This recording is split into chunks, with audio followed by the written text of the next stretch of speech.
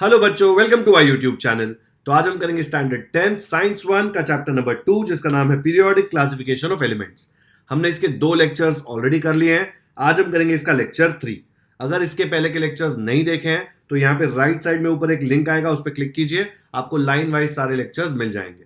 मैंने Dobereiner's triads, Newlands octaves, Mendeleev's periodic table, ये सब कुछ ऑलरेडी बहुत ही ज्यादा डिटेल में एक्सप्लेन किया है। आज हम मॉडर्न पीरियोडिक टेबल पे जाएंगे। चलो शुरू करते हैं। Modern periodic law. इसके पहले हमने क्या किया था? मेंडलीव्स का पीरियोडिक लॉ किया था, राइट? मॉडर्न पीरियोडिक लॉ क्या बोलता है? The scientific world did not know anything about the interior of the atom. Atom पता था, लेकिन एटम के इंटीरियर के बारे में कोई नॉलेज नहीं थी। अब तो हमको पता है ना कि एटम के इंटीरियर में जो न्यूक्लियस होता है उसके अंदर प्रोटॉन्स और न्यूट्रॉन्स होते हैं। पहले ये नहीं पता था, ठीक है? तो मेंडलीव ने जब अपना पीरियोडिक लॉ दिया और पीरियोडिक टेबल बनाया, तब उसको ये नॉलेज थी नहीं, बिकॉज ये डिस्कवर नहीं हुई थी और इन्वेंट भी नहीं हुआ था जो भी इसका मैकेनिज्म है। Interior of the atom when Mendeleev put fourth the periodic table after the discovery of electron, scientists started exploring the relation between the electron number of an atom and the atomic number. Electron discover होने के बाद हमको atomic number के साथ इसका relation पता चला। आपको पता है ना एटॉमिक नंबर मैंने कैसे याद करवाया था? पैन नंबर, है ना? पैन मतलब प्रोटॉन एटॉमिक नंबर, और उसको प्रोटॉन एटॉमिक नंबर बोलो या इलेक्ट्रॉन एटॉमिक नंबर बोलो, कोई फर्क नहीं पड़ता, बिकॉज प्रोटॉन एंड इलेक्ट्रॉन्स हमेशा सेम होते हैं। Correct? The atomic number in Mendeleev's periodic table only indicated the serial number of the element. Serial number का मतलब क्या? वो कौन से पोजीशन पे है, ठीक है? उसका कोई मतलब नहीं है कौन सी पोजीशन पे वो एलिमेंट आ रहा है, वो उसका एटॉमिक नंबर है, ऐसा तभी माना जाता था। वो एलिमेंट के साथ उसका कोई रिलेशन नहीं था। ओके? इसका मतलब ये जो एटॉमिक नंबर था ना पहले वाला, वो तो यूजलेस था। मतलब लाइन में आप suppose first, second, third, fourth position पे खड़े तो बोल देगा अच्छा तुम्हारा एटॉमिक नंबर 4 है। अभी कल आप जाके इधर नहीं हो, 7th पोजीशन पे खड़े तो बोलेंगे अरे तुम्हारा एटॉमिक नंबर 7 है। एटॉमिक नंबर ऐसे नहीं होता था, ठीक है? जब ये सब डिस्कवर हो ना इलेक्ट्रॉन, तो एटॉमिक नंबर को एक नया मीनिंग मिल गया। क्या मीनिंग मिला वो अभी देखते हैं। In 1913 AD the English scientist Henry Moseley demonstrated with the help of the experiments done using X-ray tube. ठीक है, अभी नई नई टेक्नोलॉजी आने लगी तो वो उसके पास नए इक्विपमेंट्स थे एक्सपेरिमेंट करने को। दैट द एटॉमिक नंबर को Z से डिनोट करते हैं, ठीक है? Atomic number of an element corresponds to the positive charge on the nucleus. पैन number, positive charge, proton atomic number, proton पे पॉजिटिव चार्ज होता है ना, positive charge on the nucleus और the number of the protons in the nucleus of the atom of that element. मतलब अगर ये atom है, ठीक है, एटम में शेल्स होते हैं ना, इलेक्ट्रॉन्स होते हैं सब जगह, ये जो बीच में न्यूक्लियस होता है उसमें सपोज 3 प्रोटॉन्स है, तो एटॉमिक नंबर क्या हो जाएगा? एटॉमिक नंबर हो जाएगा 3, ठीक है? और अगर यहाँ पे 5 प्रोटॉन्स है तो मैं क्या बोल सकता हूँ? एटॉमिक नंबर Z क्या आएगा? 5। Z बोलते हैं ना एटॉमिक नंबर को, पूरा एटॉमिक नंबर लिखने की जरूरत नहीं है, ठीक है? जितने प्रोटॉन है उसमें वो उसका एटॉमिक नंबर। इंपॉर्टेंट चीजें क्या डिस्कवर हुई? पहले तो atomic number Z of an element corresponds to the positive charge on the nucleus, और इसको ऐसे भी बोल सकते हैं कि number of protons in the nucleus of the atom. कौन सा एटम? वो एलिमेंट का एटम। एटॉमिक नंबर और एलिमेंट की बात कर रहे हैं ना, atomic number of an element है तो प्रोटॉन्स कहीं पे भी नहीं, आपके दिमाग में कितने प्रोटॉन्स है वो नहीं पूछ रहा हूं। एटॉमिक प्रोटॉन्स कहां पे? इन the nucleus of the atom of that element. तो ये इसने क्या बताया? This revealed that atomic number is a more fundamental property. Mendeleev ने क्या कंसिडर किया था? Atomic mass. इसने कंसिडर किया atomic number. It is a more fundamental property of an element than its atomic mass. Accordingly, the statement of the modern periodic law was stated as follows. क्या था statement? Properties of elements are a periodic function of their atomic numbers. याद रखो ये 1913 में आया है, तब तक मेंडलीव मर चुका था। मेंडलीव 1907 में ही चला गया था, बोला बस यार बहुत हो गई केमिस्ट्री, ठीक है? हेनरी मोजली ने 1913 में ये सब किया, तो एक नया पीरियोडिक लॉ आया। कौन सा लॉ? Modern periodic law. क्या बोलता है वो? कि प्रॉपर्टीज जो एलिमेंट्स की है they are a periodic function, ठीक है? एक पैटर्न है उसमें। किस चीज के ऊपर पैटर्न डिपेंड करती है? Of their atomic numbers. आया समझ में? मेंडलीव ने क्या बोला था? देखो, properties of elements are periodic function of their atomic masses. Modern periodic law में ये सब कुछ सेम है यहां तक। एटॉमिक मासेस की जगह पे हो गया एटॉमिक नंबर्स, और पूरा गेम चेंज हो गया इसमें, ठीक है, क्योंकि atomic number was the more fundamental property compared to atomic mass. हमने देखा था कि मेंडलीव के पीरियोडिक टेबल में मेरिट्स हैं, खूबियां हैं, लेकिन खामियां भी थी, ठीक है। चलो, तो मेंडलीव को बाय बोलते हैं और मॉडर्न पीरियोडिक लॉ शुरू करते हैं। ये बाय हार्ट कर लेना, मॉडर्न पीरियोडिक लॉ। लॉ क्या होता है? Law, law, modern periodic law, ठीक है। क्या है? Periodic function of their atomic numbers. Done, आगे बढ़ते हैं। मॉडर्न पीरियोडिक टेबल, उसको long form of the periodic table भी बोलते हैं, बहुत बड़ा है इसलिए इमेजिन कर लो उसको बोलते हैं लॉन्ग फॉर्म, ठीक है। The classification of elements resulting from an arrangement of the elements in an increasing order of their atomic numbers is the modern periodic table. कैसे अरेंज किया? Increasing order of their atomic numbers. Mendeleev ने क्या किया था? Increasing order of their atomic masses. The properties of elements can be predicted more accurately with the help of the modern periodic table, ठीक है, और ज्यादा accurate है properties, formed on the basis of atomic numbers. The modern periodic table is also called the long form of the periodic table. Okay? क्या है ये? किस पे ऊपर बेस्ड है? ये बेस्ड है एटॉमिक नंबर्स के ऊपर। इसका फायदा क्या है? Properties of the elements are predicted more accurately, and इसको और क्या बोलते हैं? Long form of the periodic table. In the modern periodic table the elements are arranged in accordance with their atomic number. वापस वही बोल रहा है। As a result most of the drawbacks of Mendeleev's periodic table appear to be removed. ठीक है, most of the लिखा है, most of the, क्यों? इसके पहले का लेक्चर देखा है तो याद होगा कि मेंडलीव ने जो पीरियोडिक टेबल दिया था उसमें डिमेरिट था कि हाइड्रोजन जो है एलिमेंट, उसको अपन एल्कली अर्थ मेटल्स के साथ रखें कि हैलोजन के साथ रखें। दोनों में फिट होना चाहिए था, लेकिन कहां फिट किया था मेंडलीव ने? एल्कली के साथ। ओके, एल्कली के साथ मैच हो रही थी प्रॉपर्टीज, बट हैलोजन के साथ भी और थी। दोनों जगह रखना चाहिए, नहीं रखना चाहिए, उसमें थोड़ा कंफ्यूजन था, और उसको एल्कली के साथ रखा था। तो हैलोजन बुरा मान गए थे कि हमारे साथ क्यों नहीं, हमारी टीम बड़ी चाहिए। सेम इशू यहां पे भी है। The ambiguity about the position of hydrogen is not removed even in the modern periodic table. यहां पे भी वो प्रॉब्लम है। मेंडलीव हंस रहा होगा ऊपर कि ये प्रॉब्लम तो तुम भी सॉल्व नहीं कर पाए, है ना। उसको इतना क्रिटिसाइज कर रहे हैं, उसके डीमेरिट्स निकाल रहे हैं कि तुम्हारे पीरियोडिक टेबल में खामियां क्या है। We have seen in the previous standard that the electronic configuration of an atom, क्या होता है electronic configuration of an atom? The way in which the electrons are distributed in the shells around the nucleus. कैसे एक shell में कितने electrons आएंगे वो हमने लास्ट ईयर भी देखा था, वापस रिवाइज करेंगे। Is determined by the total number of electrons in it. ठीक है, ऐसे रैंडमली इलेक्ट्रॉन डिसाइड नहीं करते रहे मैं इसके साथ रहूंगा तू उसके साथ रहे, ऐसा नहीं होता। एक पैटर्न होता है, एक मेथड होता है, उसके हिसाब से इलेक्ट्रॉन्स हमको शेल्स में भरने होते हैं। And the total number of electrons in an atom is same as the atomic number. ये तो हमको ऑलरेडी पता है। Number of electrons is always equal to number of protons. तो हम लोग प्रोटॉन को एटॉमिक नंबर बोलते हैं ना, प्रोटॉन कितने हैं वो एटॉमिक नंबर है। अगर इलेक्ट्रॉन्स और प्रोटॉन सेम नंबर है, इक्वल है, तो इलेक्ट्रॉन को भी तो एटॉमिक नंबर बोल सकते हैं ना। तो जो भी एटॉमिक नंबर है उतने ही इलेक्ट्रॉन्स होंगे, वही लिखा है देखो। And the total number of electrons in an atom is the same as the atomic number. The relation between the atomic number of an element and its electronic configuration is clearly seen in the modern periodic table. जब modern periodic table देखेंगे ना हम लोग, उसमें आपको clearly समझ में आ जाएगा ये रिलेशन। ये अपना मॉडर्न पीरियोडिक टेबल बहुत ही अच्छे से कलर्ड पैटर्न में पूरा दिया हुआ है। देख के बहुत लोग डरेंगे, अरे ये कैसे याद करेंगे। नहीं करना है पूरा याद, पूछेंगे ही नहीं। जो पूछ रहा है उसको भी पूरा याद नहीं है, तुम क्यों याद कर रहे हो? कोई फायदा नहीं है याद करके, ठीक है।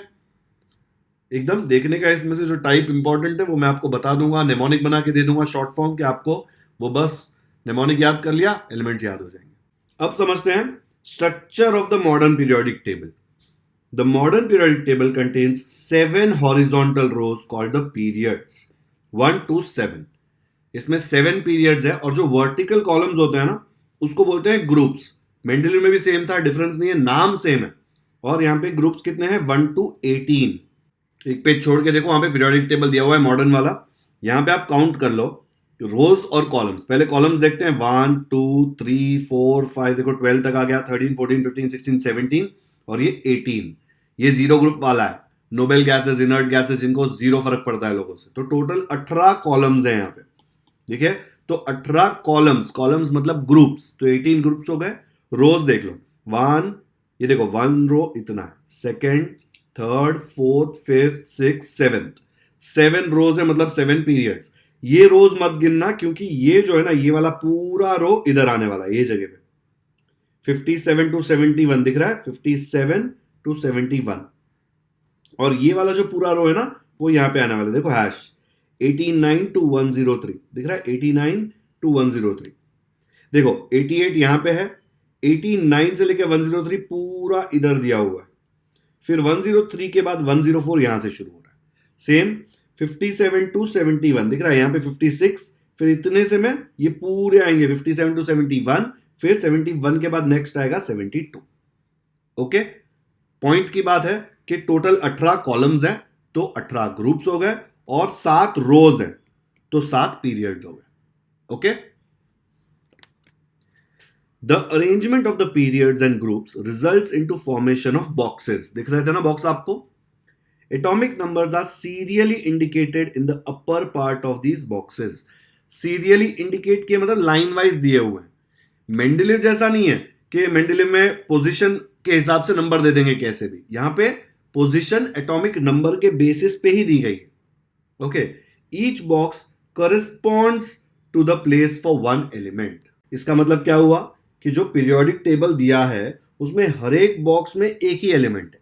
ये एग्जाम्पल ले लो ये बॉक्स का, ये बॉक्स में देखो ये है Ca मतलब कैल्शियम, उसका नाम लिखा हुआ है कैल्शियम, और उसका एटॉमिक मास दिया है, और ये उसका एटॉमिक नंबर है। ठीक है, तो ये एक बॉक्स में एक ही एलिमेंट है। ये Sc ऐसे नहीं बोल सकता अरे मैं भी थोड़ा घुस जाता हूं, थोड़ा जगह कर दे, ऐसे नहीं चलता। ठीक है, तो ये बोल रहा है वो। Apart from these 7 rows, 2 rows are shown separately at the bottom of the periodic table। मैंने आपको ऑलरेडी बता दिया है, नीचे 2 सेपरेट रोज है, वो 2 सेपरेट रोज को नाम दे दिया है lanthanide series and actinide series respectively. ठीक है, ये वाले जो 2 रोज हैं, मैंने आपको बताया था ना कि ये वाला जो पूरा रो है वो यहां पे जगह पे आने वाला है, और ये वाला देखो हैश, जहां पे हैश दिख रहा है, ये पूरा रो यहां पे आने वाला है। इसलिए हमने जब पीरियड्स गिने थे 1 2 3 4 5 6 7 गिने थे, इन दोनों को 8 9 नहीं गिनना क्योंकि ये दोनों रो इधर आने वाले हैं। ओके, ये वाली सीरीज को बोलते हैं लैंथेनाइट, बिकॉज देखो पहला एलिमेंट क्या है लैंथेनम, और दूसरा इधर एक्टिनियम है, तो उसको एक्टिनाइट सीरीज बोलते हैं। ठीक है, कुछ याद करने की जरूरत नहीं है सीरीज को, खाली नाम याद रखना कि 2 रोज नीचे आपको सेपरेट दिए हुए हैं। There are 118 boxes in the periodic table including the 2 series। वो नीचे 2 अलग रोज है, उनको गिनकर 118 है। इसका मतलब क्या हुआ, there are 118 places for elements in the modern periodic table, मतलब 118 elements अब तक हमको पता चले। Very recently, formation of a few elements was established experimentally and thereby the modern periodic table is now completely filled। पूरा भर दिया है उसको, and all the 180 elements are now discovered। पूरे आ गए उसमें जो थे वो। The entire periodic table is divided into 4 blocks. देखो बच्चों, इतना बड़ा अगर कोई टेबल है तो इसको स्टडी करने के लिए, इसको समझने के लिए, क्लासिफिकेशन करने के लिए अलग अलग तरीके से डिवाइड किया जाएगा, अलग तरीके से इसको समझा जाएगा, ताकि आप देखकर ऐसा ना सोचो अरे कुछ तो कचरा भरा है। कचरा नहीं है, जो चीजें हैं वो क्यों है, कहां पे है, वो सब का एक मीनिंग है। जैसे अभी हमको पता है कि एटॉमिक नंबर के हिसाब से हम लोग करते हैं, देखो हाइड्रोजन का एटॉमिक नंबर 1 है, फिर यहाँ पे हीलियम का 2 है, लिथियम का 3 है, बी मतलब बेरिलियम का 4 है, तो ये एटॉमिक नंबर्स हो गए। उसके नीचे एटॉमिक मासेस दिए हुए हैं।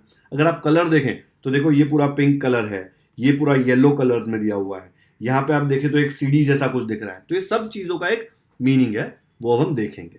The entire periodic table is divided into 4 blocks, namely, viz का मतलब नेमली होता है, S block, P block, D block and F block.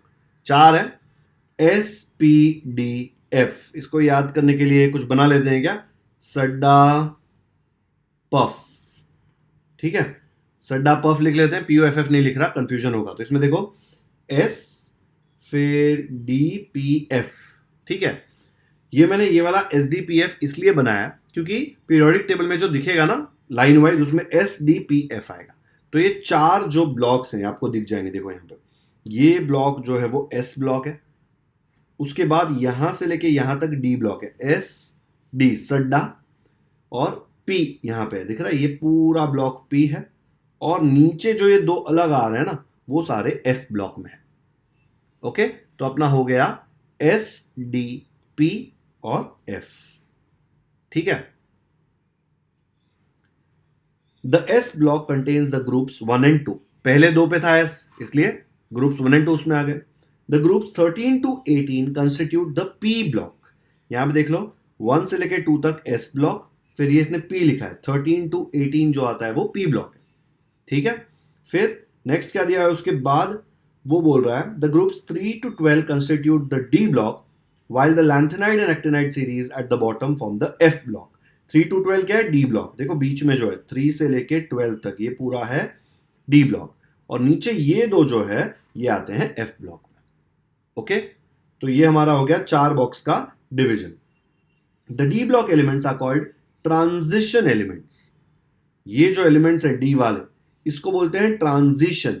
अभी ट्रांजिशन का मीनिंग होता है एक जगह से दूसरी जगह जा रहा है या कहीं जा रहा है, राइट, ट्रांजिट कर रहा है। तो आपको चाहिए तो दिमाग ऐसा लगा लो कि एस से पी जा रहा है, इसलिए ये जो बीच में है ना डी, उसको ट्रांजिशन बोलते हैं। ऐसा रियल मीनिंग नहीं है। ठीक है, एस से पी जाने में ट्रांजिट कर रहा है, देखो यहां से यहां तक जा रहा है ना, इसलिए उसको बोलते हैं ट्रांजिशन एलिमेंट। ठीक है। फिर नेक्स्ट क्या दिया हुआ है, अ zigzag line can be drawn in the p block of the periodic table। The 3 traditional types of elements can be clearly shown in the modern periodic table with the help of this zigzag line। एक zigzag line है, बताऊंगा, मैंने आपको starting में बताया था, steps बोला था मैंने। The metalloid elements lie along the border of the zigzag line। All the metals lie on the left side of the zigzag line, while all the non-metals lie on the right side of this zigzag line। ये जो zigzag line दिख रही है ना, ठीक है, इसके left में सारे मेटल्स हैं, इसके राइट में सारे नॉन मेटल्स हैं, और ये जो है ना इसके आसपास ये सारे मेटलॉइड्स हैं। ठीक है, आया समझ में? अब इसके अराउंड जो एलिमेंट्स है ना, boron, silicon, germanium, arsenic, antimony और टेलुरियम, ये सारे स्टैंडर्ड मेटलॉइड्स कंसिडर किए जाते हैं। ठीक है, बाकी जो सारे एलिमेंट्स है इसके बाजू में कार्बन दिख रहा है, एल्यूमिनियम दिख रहा है, पोलोनियम, एसिटाइन, ये सारे एलिमेंट्स स्टैंडर्ड मेटलॉइड्स नहीं है। और मेटलॉइड्स बहुत ज्यादा इंपॉर्टेंट होते हैं। मेटलॉइड्स क्या है? ये मेटल्स और नॉन मेटल्स दोनों की प्रॉपर्टीज देते हैं। और एक एलिमेंट आपके बहुत काम का है, वो है सिलिकॉन। एग्जाम के लिए काम का नहीं है, लेकिन आजकल आप जो भी यूज करते हो ना लाइफ में, मोबाइल फोन ले लो, टीवी का रिमोट ले लो, कोई भी टॉय ले लो, इलेक्ट्रॉनिक, कुछ भी जो चिप है जिसमें, वो सारी चिप्स, सेमीकंडक्टर जिसको बोलते हैं, वो सिलिकॉन के कारण पॉसिबल हुआ है। ठीक है, सिलिकॉन और germanium, but maximum silicon use होता है। आपने सर्किट देखा होगा ना, वो सर्किट जो है वो सिलिकॉन के कारण पॉसिबल हुआ है। एंड सिलिकॉन की ये प्रॉपर्टी, मेटलॉइड वाली प्रॉपर्टी के कारण वो पॉसिबल है। तो जो प्रोसेसर्स हैं आपके मोबाइल में, आपके लैपटॉप्स में, कहीं पे भी आपको चिप दिख रही है, मतलब वो सिलिकॉन यूज कर रहा है। ओके, आया समझ में? पीरियोडिक टेबल क्या है यहाँ पे? इस तरफ जो है वो मेटल्स हैं, इस तरफ जो है वो नॉन मेटल्स हैं, और ये डायगोनल के आसपास जो है वो मेटलॉइड है, डायगोनल के अलोंग।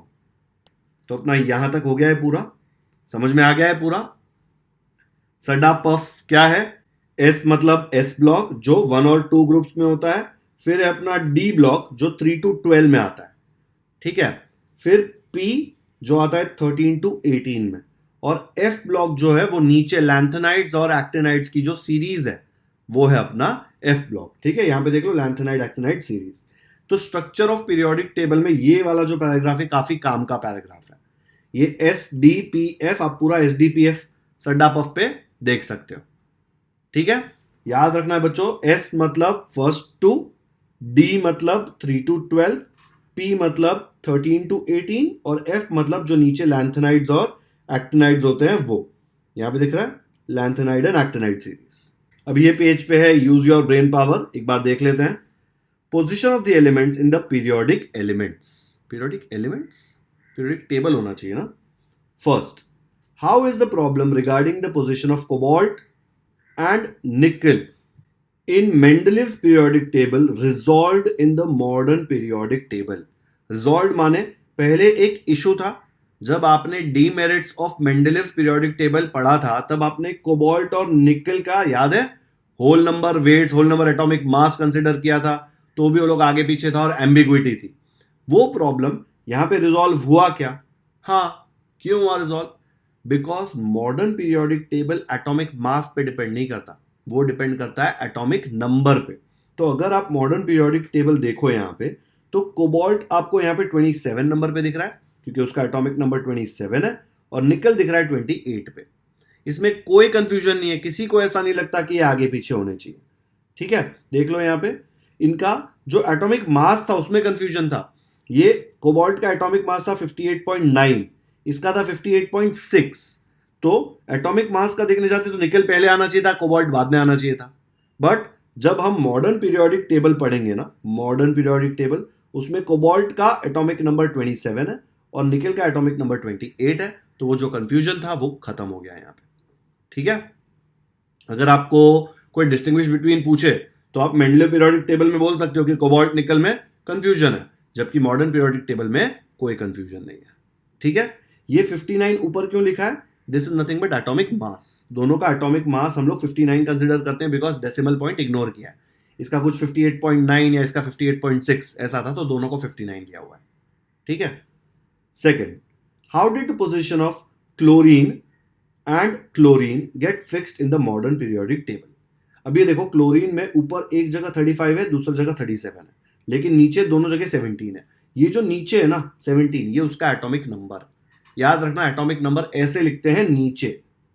ठीक है, और जो ऊपर है वो तो यहां पे भी देख लिया, कोबाल्ट में और निकल में क्या था ऊपर? Atomic mass.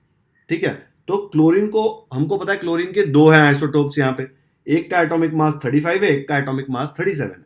तो मेंडलीव में तो इशू हो जाता है बिकॉज मेंडलीव में हम लोग एटॉमिक मास के हिसाब से कर रहे थे, 35 और 37 दो जगह क्लोरीन आना चाहिए था, पर दोनों का एटॉमिक नंबर क्या है? 17। मतलब मॉडर्न पीरियोडिक टेबल में हम ये वाला नंबर तो देखते ही नहीं है, तो क्लोरीन दोनों 17 पे ही है ना, तो 17 पे ही आएगा। आया समझ में? आप अगर मॉडर्न पीरियोडिक टेबल देखो, इसमें देख लो क्लोरीन कहां पे दिख रहा है आपको? ये रहा क्लोरीन 17। हमको फर्क ही नहीं पड़ता, जो क्लोरीन 37 वाला है वो भी इधर आएगा, क्लोरीन 35 वाला है वो भी यही बॉक्स में आएगा, बिकॉज दोनों का एटॉमिक नंबर 17 है। मॉडर्न पीरियोडिक टेबल सिर्फ एटॉमिक नंबर पे डिपेंड करता है। ठीक है, थर्ड क्वेश्चन दिया है, can there be an element with atomic mass 53 और 54 in between the two elements? कौन से दो एलिमेंट? Chromium and manganese. यहां पे देख लो, क्रोमियम का एटॉमिक नंबर है 24, मैंगनीज का एटॉमिक नंबर है 25। ठीक है, बट क्रोमियम का एटॉमिक मास है 52 और मैंगनीज का एटॉमिक मास है 55। एटॉमिक मास 52 से 55 के बीच में 53 और 54 की पॉसिबिलिटी है क्या? वही पूछा है, देखो यहां पे एटॉमिक मास। तो ये क्वेश्चन मॉडर्न पीरियोडिक टेबल के ऊपर है। अब मुझे बताओ, क्रोमियम 24 है, मैंगनीज 25 है, आप यहां पे आ जाओ। क्रोमियम इधर आपको दिख रहा है एटॉमिक नंबर 24, मैंगनीज यहां पे दिख रहा है एटॉमिक नंबर 25। ठीक है, मुझे एक बात बताओ, इनके बीच में कोई एलिमेंट आ सकता है क्या? जगह ही नहीं है भाई आने की। एटॉमिक मास को हम देखें ही क्यों? एटॉमिक मास तो मॉडर्न पीरियोडिक टेबल में फर्क ही नहीं पड़ता, फर्क पड़ता है सिर्फ एटॉमिक नंबर से।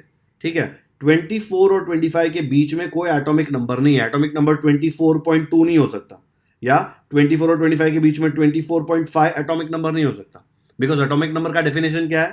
Pan number, proton atomic number. Number of protons जो है वो डेसिमल में नहीं हो सकते, इंटीजर नंबर ही होगा, या तो 24 होगा या 25 होगा या 26 होगा, 24.5 प्रोटॉन्स नहीं होते।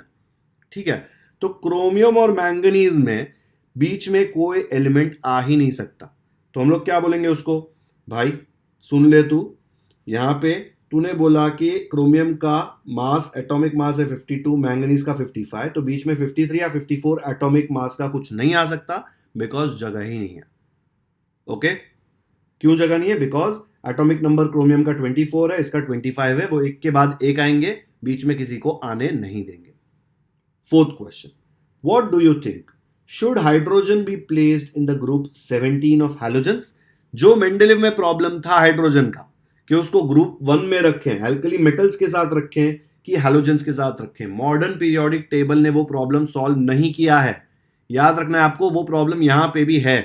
हाइड्रोजन को हमने ग्रुप 1 में देखा है, यहां पे देखो ग्रुप 1 में हाइड्रोजन है, लेकिन हमने मेंडलीव जब स्टडी किया था तब देखा था कि हाइड्रोजन की प्रॉपर्टी इनसे तो मिलती जुलती है, बट इनसे भी मिलती जुलती है। तो उसको किधर बोलेंगे, हाइड्रोजन को क्या बोलेंगे, भाई तू इधर भी रहे और इधर भी रहे? नहीं, ये पॉसिबल नहीं है। ठीक है, हमने रखा तो उसको यहीं पे है। तो वो क्वेश्चन क्या पूछ रहा है, what do you think, should hydrogen be placed in group 17 और group 1 in the modern periodic table? तो ये आंसर ना थोड़ा कंफ्यूजिंग है आपके लेवल पे। तो जब हम वैलेंसी डिस्कस करेंगे ना चैप्टर में आगे, तब मैं आपको बताऊंगा कि जब इनके आयंस बनते हैं ना, वो आयंस कैसे होते हैं, उसके बेसिस पे हमको पता चलेगा कि हाइड्रोजन की जो पोजीशन है वो यहां पे सही है, यहां पे उसको हम नहीं डालेंगे। ठीक है, आंसर ये है, बट वो आंसर का रीजन मैं आपको वैलेंसी एक्सप्लेन करूंगा तब आपको बताऊंगा। इसमें आगे यही चैप्टर में वैलेंसी है, टेंशन मत लेना। अगर मैं भूल जाऊं तो कमेंट्स में प्लीज याद दिला दो कि आपने ये वाला आंसर एक्सप्लेन नहीं किया है। बहुत ही सिंपल है, वैलेंसी करूंगा तब आपको एकदम इजीली समझ में आ जाएगा, क्योंकि 9th का वैलेंसी तो आपको बिल्कुल याद नहीं है, ऐसा मैं अज्यूम कर रहा हूं। तो यहां पे हमारा ये चारों क्वेश्चन आंसर हो गया। 4th में मैंने आंसर दे दिया आपको कि ग्रुप 1 में ही होना चाहिए, उसका रीजनिंग हम लोग बाद में वैलेंसी के टाइम पे स्टडी कर लेंगे। नेक्स्ट पेज पे जाते हैं। Modern periodic table and electronic configuration of elements. Within a period, the neighboring elements differ slightly in their properties. एक पीरियड में दो एलिमेंट्स जो है वो थोड़ा अपने प्रॉपर्टीज में अलग अलग होते हैं। While distant elements जो एक दूसरे से बहुत दूर है, वो तो बहुत डिफरेंस होगा उन दोनों में, they will differ widely in their properties, है ना, क्योंकि एक दूसरे से काफी दूर है मॉडर्न पीरियोडिक टेबल में। Elements in the same group show similarity and gradation in their properties. उनकी प्रॉपर्टीज काफी सिमिलर होती है और ग्रेडेशन होता है, किसी में हाई होता है, किसी में लो होता है, लेकिन सेम काइंड ऑफ प्रॉपर्टी होती है। ठीक है, ग्रेड माने A B C D E, जो आपको ग्रेड मिलते हैं स्कूल में, सबके मार्क्स ही मेजर हो रहे होते हैं ना, वैसे इसमें भी हो सकता है कि कोई एलिमेंट जो है वो शाइनी है, तो कोई ज्यादा शाइनी होगा, कोई कम शाइनी होगा, लेकिन सेम ग्रुप में है तो शाइनी जो प्रॉपर्टी है वो दोनों में होगी, लेकिन ग्रेड अलग अलग होगा। किसी का ए ग्रेड होगा, बहुत ज्यादा शाइन है, किसी का सी ग्रेड होगा, कम शाइन है। ठीक है, पीरियड में आजू बाजू वाले जो एलिमेंट्स हैं वो काफी सिमिलैरिटी बताते हैं एक दूसरे से, कम डिफरेंस उनमें काफी कम होता है। जो पीरियड में एक दूसरे से बहुत दूर है, डिस्टेंट है, उनमें बहुत ज्यादा डिफरेंस होता है प्रॉपर्टीज में। आ गया समझ में? These characteristics of the groups and periods in the modern periodic table are because of the electronic configuration. ऐसे टाइम पास नहीं है कि उन लोग में डिफरेंस है, डिफरेंस पूरा इलेक्ट्रॉनिक कॉन्फ़िगरेशन के ऊपर। ये जब मैं बताऊंगा ना आपको इलेक्ट्रॉनिक कॉन्फ़िगरेशन, तो आपको समझ में आएगा, अच्छा एक ग्रुप में तो सारे एलिमेंट्स एक ही वे में बिहेव करते हैं रिएक्शंस में, तो ऑब्वियसली उनकी प्रॉपर्टीज सेम होगी या बहुत ज्यादा सिमिलर होगी। ठीक है, it is the electronic configuration of an element which decides the group and the period in which it is to be placed.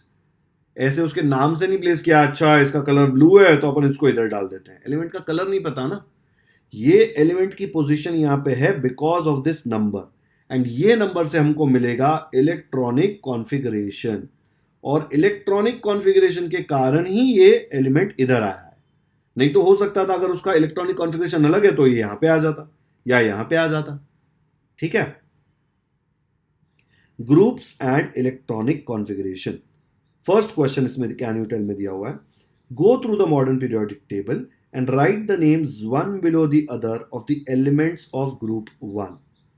यहां पे जो ग्रुप 1 के एलिमेंट्स हैं इनको आपको लिखना है, लिख दो, hydrogen, lithium, sodium, potassium, rubidium, फिर सीसियम और फ्रांसियम। ठीक है, ये याद करने का मैं आपको निमोनिक दूंगा, टेंशन मत लो, एक साथ एक वीडियो बनाऊंगा जिसमें सारे ट्रिक्स होंगे याद करने के, तब आप आराम से ये एलिमेंट्स याद कर लेंगे। ठीक है, ऐसे फिर हम लोग ऐसे भी याद करेंगे ये एलिमेंट्स, सब कुछ याद नहीं करना, ये सब नहीं चाहिए हमको, जितना चाहिए उतना मैं आपको याद करा दूंगा।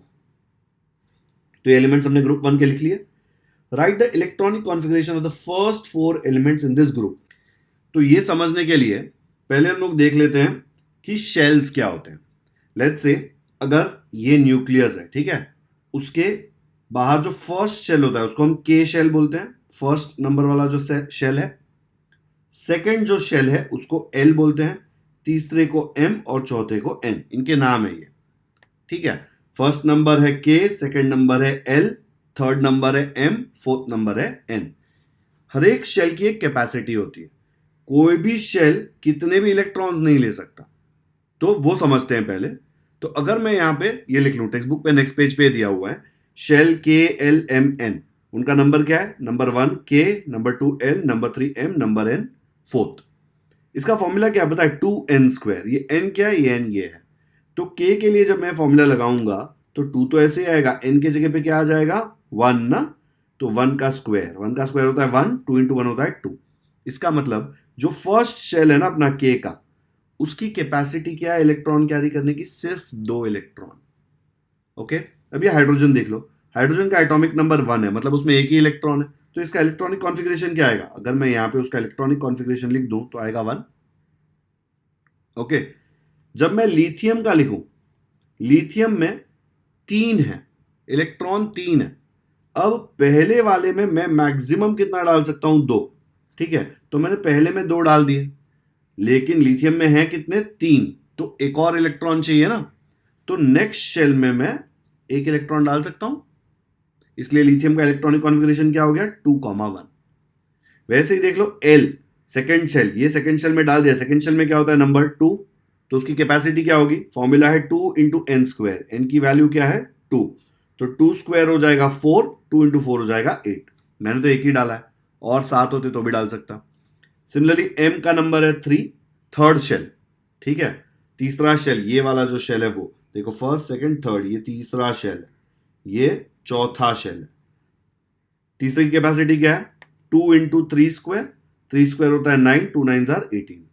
सिमिलरली फोर्थ शेल की कैपेसिटी है n की 2 इंटू 4²।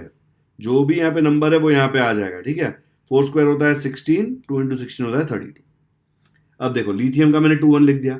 सोडियम पे आते हैं। सोडियम में कितना है? 11 है। हम लोग कैसे लिखते हैं? ये इधर मैं पहले शेल का नंबर डाल दूंगा। मैं पहले ही शेल में 11 लिख सकता हूं क्या? नहीं लिख सकता। पहला शेल क्या बोलेगा? भाई मेरे पेट में सिर्फ 2 इलेक्ट्रॉन की जगह 2 दे तो मैं खा जाऊंगा। तो अपन बोलते हैं ठीक है भाई, तेरे को 2 मस्त फ्राई करके दिया। अब 11 में से 2 चले गए, कितने बचे? 9 बचे। अपन सीधा इसको 9 दे सकते हैं क्या? नहीं दे सकते। सेकेंड शेल क्या बोलेगा? मेरी डाइटिंग चालू है, मैं सिर्फ 8 ही लूंगा।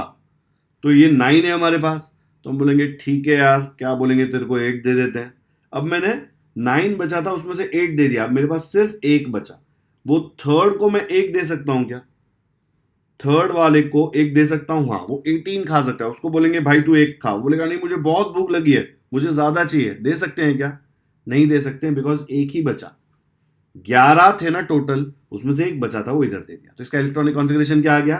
2,8,1। अब पोटेशियम का ऐसे ही आपको यहां पे लिखना है और मुझे कमेंट्स में बताना है कि उसका इलेक्ट्रॉनिक कॉन्फ़िगरेशन क्या आता है। हाँ, आपको खुद से बताना है। ठीक है, थर्ड बोल रहा है which similarity do you find in their configuration. आप अच्छे से देखेंगे, कॉन्फ़िगरेशन में सिमिलैरिटी दिख रही है। जो आउटर मोस्ट शेल है उसमें एक ही इलेक्ट्रॉन है, इसीलिए ये ग्रुप 1 में प्लेस्ड हैं। इनके आउटर मोस्ट शेल में एक इलेक्ट्रॉन है सबके। ठीक है, ये सिमिलैरिटी है। चौथा क्या बोल रहा है?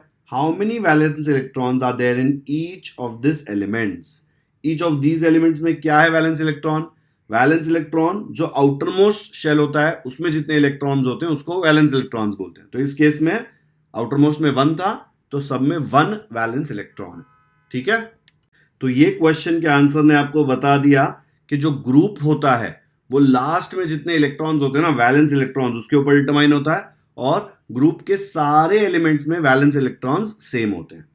You will find that the number of valence electrons in all these elements from the group 1, that is the family of alkali metals, उसको ग्रुप 1 है लेकिन उसको एक अच्छा नाम भी दिया है।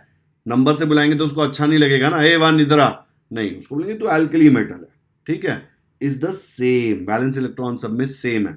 Similarly, if you look at the elements from any other group, कहीं और भी देख लो, 18 ग्रुप है आपके पास ऑप्शन में, कहीं और देख लो, मतलब आजू बाजू मत देखो, स्क्रीन देखो पहले। You will find the number of the valence electrons to be the same।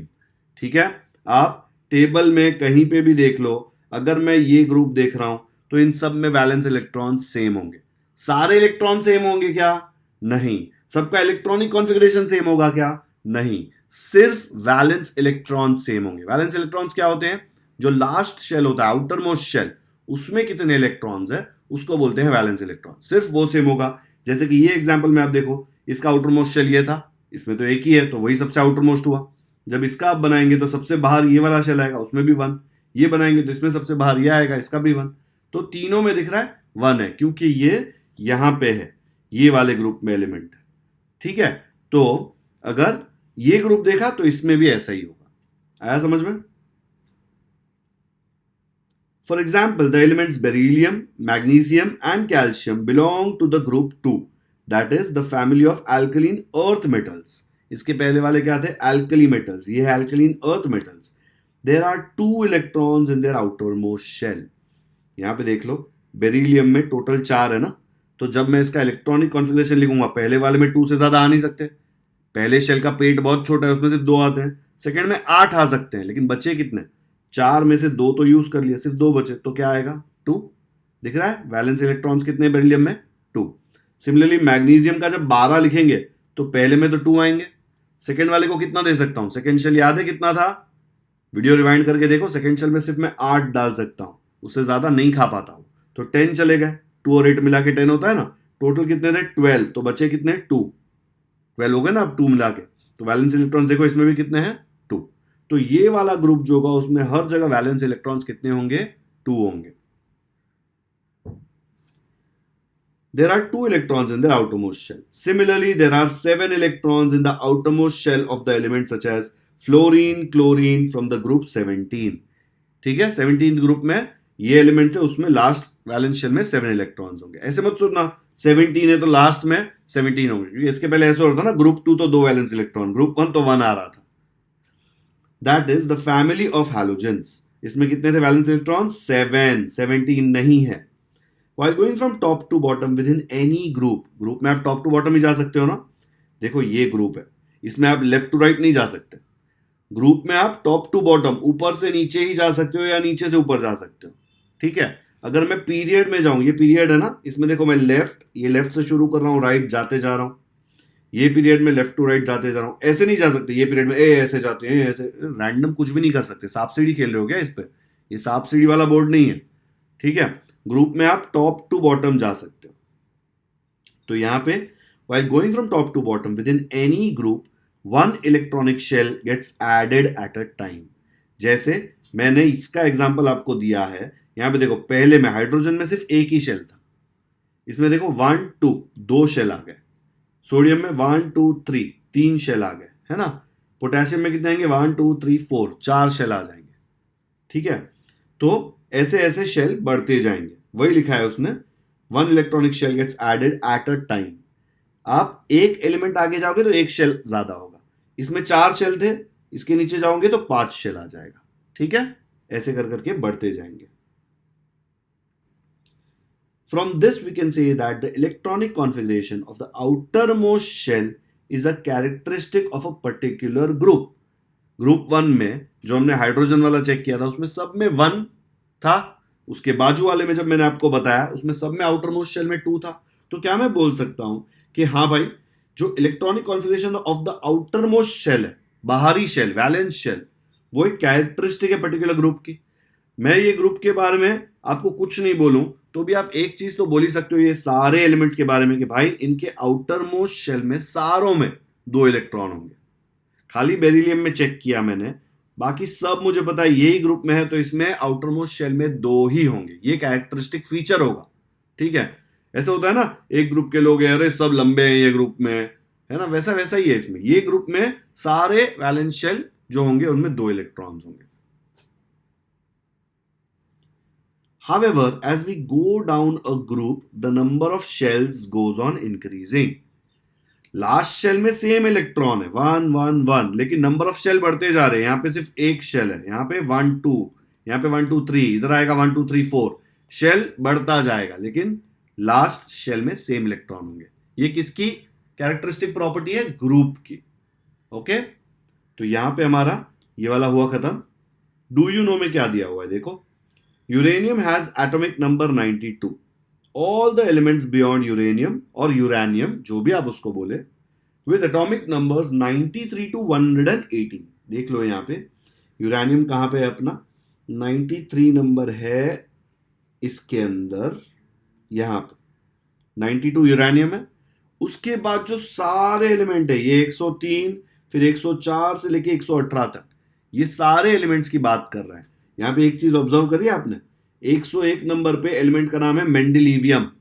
Mendeleev को थोड़ा तो रिस्पेक्ट दे दिया इन्होंने, इसलिए उसके नाम से एक एलिमेंट बना दिया मेंडेलिवियम। जो एलिमेंट आया उसको उसका नाम दे दिया, ठीक है। तो ये सारे एलिमेंट्स जो है आर मैन मेड, 93 से लेके 118। यूरेनियम तक नहीं, यूरेनियम नेचर में मिलता है आपको, बट उसके बाद जो है वो मैन मेड, लैब में बनाए हुए एलिमेंट्स है, ठीक है। All these elements are radioactive and unstable, बहुत ही ज्यादा अनस्टेबल है ये।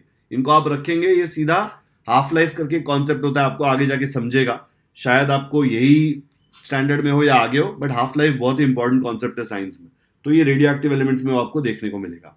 And they have a very short life, ये डिसइंटीग्रेट हो जाते हैं। डिसइंटीग्रेट मतलब डिस्ट्रॉय हो जाते हैं अपने आप, आधे आधे आधा होते जाएगा, ठीक है। बहुत ही ज्यादा रिएक्टिव एलिमेंट्स हैं। 93 से 118 क्या है? मैन मेड, याद रखना यूरेनियम के बाद। In the modern periodic table अब देखो क्या दिया है, elements are arranged in increasing order of their atomic numbers. ये तो हमने पहले ही पढ़ लिया था, देखो यहाँ पे इसका एटॉमिक नंबर 1 है, फिर उसके बाद हमने 2 यहाँ पे दिया, 3 4 5 6, देखो बढ़ते जा रहा है, 10 फिर 11, ये सारे क्या है? Atomic numbers, okay. Second point दिया है, vertical columns are called groups. Yes, we already know that. There are 18 groups, ये भी मैंने आपको बताया। The chemical properties of the elements in the same group show similarity, बहुत ज्यादा सेम होते हैं, and gradation। Gradation माने ऐसा नहीं होगा कि बहुत ही अलग कोई प्रॉपर्टी आ गई। जैसे अगर मैं बोलूं सपोज ये ग्रुप है, ऐसे ही टाइम पास के लिए बोल रहा हूं कि ये ग्रुप में एलिमेंट्स जो है शाइन करते हैं, बहुत ज्यादा शाइनी है, तो ऐसा होगा कि सब के सब शाइनी तो होंगे, लेकिन ग्रेड होगा कि ये बहुत ज्यादा शाइनी, ये थोड़ा उससे कम, ये उससे कम और कम और कम और कम। ग्रेड दे रहा हूं ना, ग्रेड मतलब सेम टाइप लेकिन थोड़ा कम ज्यादा होता हुआ, ठीक है। तो ग्रेडेशन का मतलब वो होता है। Horizontal rows are called periods. There are in all 7 periods, ये हमने देख लिया था। कंफ्यूजन कहां होता है बच्चों को, ये 7 गिनते और बोलते हैं सर 8 9, ये 8 9 जो ये इधर ही फिट होते हैं, ये 7 के अंदर ही फिट हो जाते हैं, ठीक है। वो लोग मस्ती कर रहे थे इसलिए उनको बाहर भेज दिया, बहुत सारे लोग ग्रुप में यहाँ पे मस्ती कर रहे थे इसलिए उनको क्लास के बाहर भेज दिया, ऐसा समझ लो। The properties of elements change slowly from one end to the other in a period. They change. But अगर आप देखेंगे ये पीरियड है, ठीक है, इसका एग्जाम्पल ले लो या इसका ले लो, तो सोडियम और मैग्नीशियम में थोड़ा सा चेंज होगा, लेकिन मैग्नीशियम से मैं एल्यूमिनियम जाऊंगा तो और थोड़ा चेंज होगा, एल्यूमिनियम से सिलिकॉन और ज्यादा चेंज, लेकिन सीधा सोडियम से सिलिकॉन पे जाऊंगा तो दूर है ना वो लोग एक दूसरे से, तो बहुत बड़ा चेंज होगा। एक ही पीरियड में है लेकिन फिर भी काफी बड़ा चेंज होगा, ठीक है। आप एक एक करके जाएंगे स्टेप वाइज तो बहुत ज्यादा चेंज देखने को नहीं मिलेगा, लेकिन आप डायरेक्टली फर्स्ट से यहां चले गए सल्फर पे तो भी हो सकता है बहुत चेंज मिलेगा। कितनी बड़ी जंप मारते हो, वो एलिमेंट उससे कितना दूर है उतनी प्रॉपर्टी उससे अलग होगी। ये हो गया हमारा ये वाला पार्ट। तो ये वाला पेज खत्म हुआ। ग्रुप्स और इलेक्ट्रॉनिक कॉन्फ़िगरेशन हमने काफी अच्छे से पढ़ लिया। इलेक्ट्रॉनिक कॉन्फ़िगरेशन देख के आप ग्रुप बता सकते हो। लास्ट शेल जो वैलेंस शेल है उसमें कितने इलेक्ट्रॉन्स है वो डिसाइड करते हैं कि ग्रुप कौन सा होगा, ओके। तो ये हमारा हो गया मॉडर्न पीरियोडिक टेबल का ग्रुप्स। नेक्स्ट लेक्चर में हम लोग पीरियड्स एंड इलेक्ट्रॉनिक कॉन्फ़िगरेशन करेंगे, लेकिन उसके पहले आपको ग्रुप्स एंड पीरियोडिक टेबल अच्छे से समझना है। ग्रुप्स एंड इलेक्ट्रॉनिक कॉन्फ़िगरेशन, ये वाला पार्ट जो हमने पूरा स्टडी किया है ये भी, ठीक है। आज का लेक्चर यहीं पे खत्म करते हैं। अगर लेक्चर पसंद आया तो लाइक जरूर करें, लिंक अपने दोस्तों के साथ शेयर करें ताकि उनको भी ये लेक्चर समझ में आए और चैनल को भी बहुत ज्यादा सपोर्ट मिले। चैनल को जितना ज्यादा सपोर्ट मिलेगा उतने ज्यादा लोग देखेंगे और मुझे उतना ही मोटिवेशन आएगा आप लोगों के लिए और ज्यादा वीडियोस बनाने में, ठीक है। तो जल्दी से जाके शेयर कर दो। अगर वीडियो थोड़ा भी देखा अच्छा लगा, शेयर करो अपने फ्रेंड्स के साथ, अपने स्कूल ग्रुप्स में, ताकि वो भी देखे और चैनल को सब्सक्राइब करे। अगर आप ऑलरेडी सब्सक्राइब कर चुके हो तो थैंक यू, नहीं किया है तो अभी जाके कर सकते हो। उसके बाजू में बेल आइकन है, उस पर भी क्लिक कर सकते हो ताकि जब भी मैं कोई नया वीडियो अपलोड करूं आपको नोटिफिकेशन आए और आपको इंपॉर्टेंट लेक्चर मिस ना करें। ये चैनल पे अलजेब्रा, ज्योमेट्री और साइंस के सारे वीडियोस आएंगे। मैं प्रीवियस ईयर क्वेश्चन सॉल्व कराऊंगा, आपके टेस्ट भी होंगे इस पे, तो पूरी प्रिपरेशन ये चैनल पे आपकी हो जाएगी, ठीक है। कमेंट्स में मुझे जरूर बताएं कि आपको ये वीडियो कैसा लगा। Thank you so much for watching this video.